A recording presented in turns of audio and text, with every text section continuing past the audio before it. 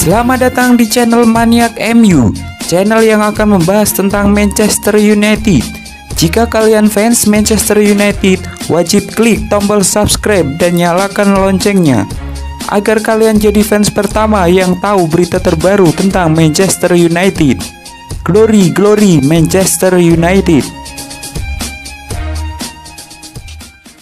Waktu persiapan mepet, MU kalah dari Crystal Palace.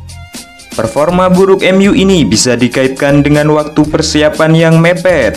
Musim lalu, United baru selesai bermain di tanggal 16 Agustus setelah mereka lolos ke semifinal Liga Eropa. Sementara klub-klub EPL pada umumnya sudah selesai bermain pada akhir Juli.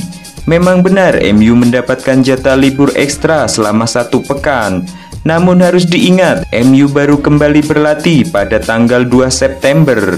Luke Shaw sempat membeberkan bahwa di sesi latihan perdana itu hanya ada 4 pemain yang berlatih.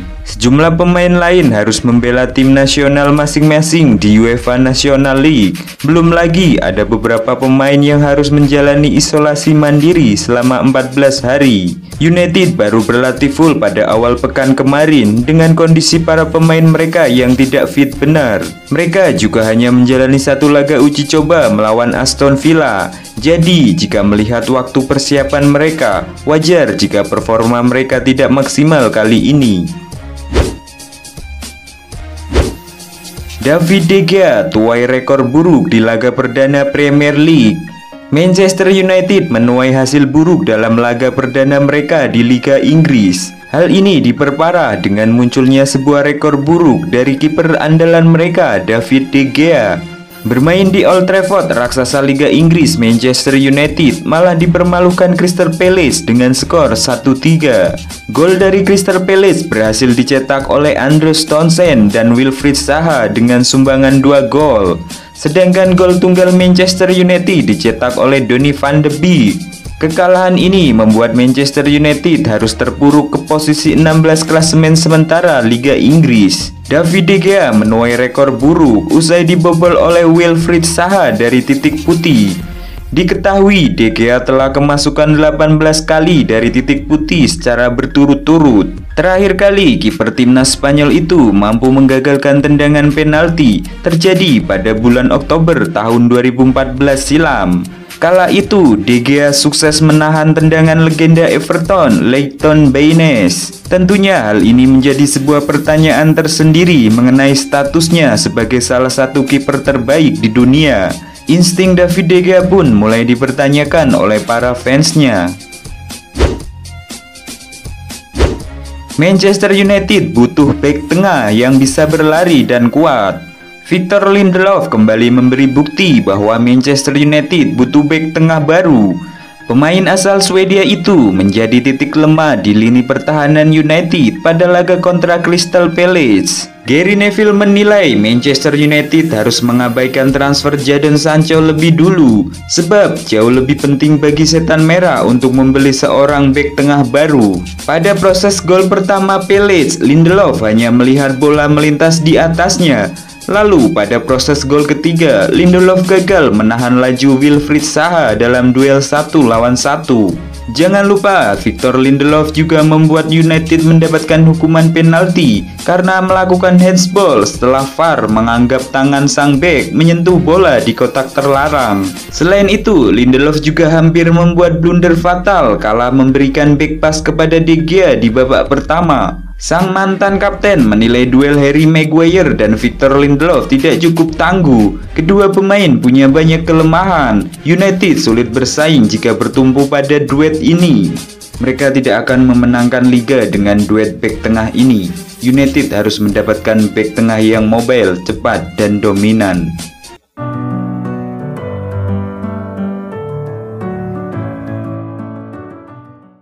Pemain kedua selangkah lagi menuju Old Trafford.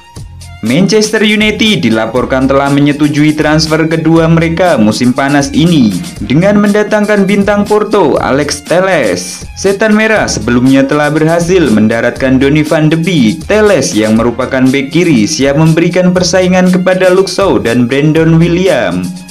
Sebelumnya, pakar transfer Fabrizio Romano juga menyebut bahwa kesepakatan dengan Alex Telles semakin dekat dengan klub dan akan selesai sebelum tenggat waktu 5 Oktober.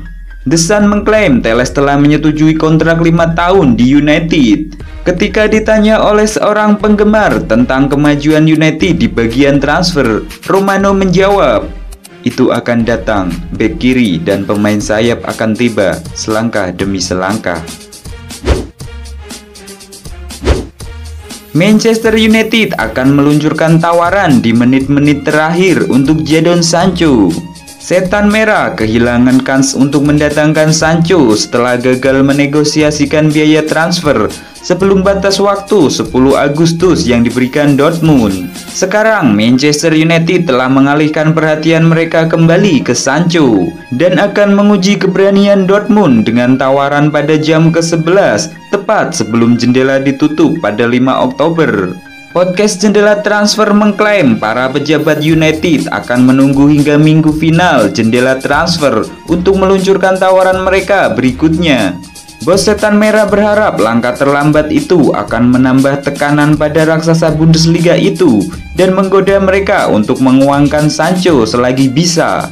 Dortmund ingin bertahan untuk mendapatkan 108 juta pound sterling penuh dengan Sancho terikat kontrak di klub hingga Juni 2023. Leeds United merencanakan upaya kedua untuk merekrut pemain sayap Wales Daniel James. Pemain berusia 22 tahun itu diminati oleh Leeds United pada Januari 2019. Tetapi kepindahannya dari Swansea gagal pada hari batas waktu transfer. Dia akhirnya bergabung dengan Manchester United seharga 18 juta pound sterling pada Juni tahun lalu. James yang bermain saat kekalahan 3-1 dari Crystal Palace ingin mencoba mendapatkan tempat di Old Trafford, tetapi kesulitan di bawah kekuasaan manajer Ole Gunnar Solskjaer. Dan James bisa tergoda dengan pindah ke Leeds baik secara permanen atau dengan status pinjaman. Leeds United berpikir mereka bisa merebutnya dari Setan Merah dengan harga sekitar 12 juta pound sterling plus tambahan. James akan menambah lebih banyak daya serang mereka yang untuk kedua kalinya berturut-turut mencetak 4 gol. Terakhir dalam kemenangan 4-3 atas Fulham setelah kekalahan 4-3 dari Liverpool di pembuka musim mereka. Kesepakatan pinjaman juga bisa berhasil, tetapi Leeds United tahu kemampuan Daniel James yang sebenarnya. Pelatih Marcelo Bielsa telah lama mengagumi James dan menginginkan kecepatan ekstra dan variasi di lini depannya. Manchester United tidak akan jadi juara selama Martial jadi striker utama. Legenda Manchester United Teddy Sheringham mendesak manajemen MU segera membeli striker baru. Ia menilai Anthony Martial tidak cukup bagus untuk menjadi striker utama MU, sehingga mereka akan kesulitan menjadi penantang gelar juara. Sejak musim lalu, Martial mendapatkan peran baru di MU. Ole Gunnar Solskjaer menempatkannya di posisi striker tengah sebagai pengganti Romelu Lukaku. Sheringham menilai bahwa Martial bukanlah sosok penyerang murni. Jadi ia merasa sang striker akan kesulitan untuk menciptakan banyak gol yang dibutuhkan agar MU menjadi juara. Manchester United tidak akan memenangkan gelar juara selama mereka memainkan Anthony Martial sebagai pemain nomor 9 mereka. United membutuhkan striker yang mampu mencetak 30-35 gol dalam satu musim untuk menjadi juara. Apakah dia bisa menjadi seperti itu? Saya tidak yakin. Pada laga kontra Crystal Palace tadi malam, Martial kesulitan untuk berkembang. Ia tidak melepaskan satu pun tembakan tepat sasaran sehingga timnya kalah 3-1 di laga tersebut.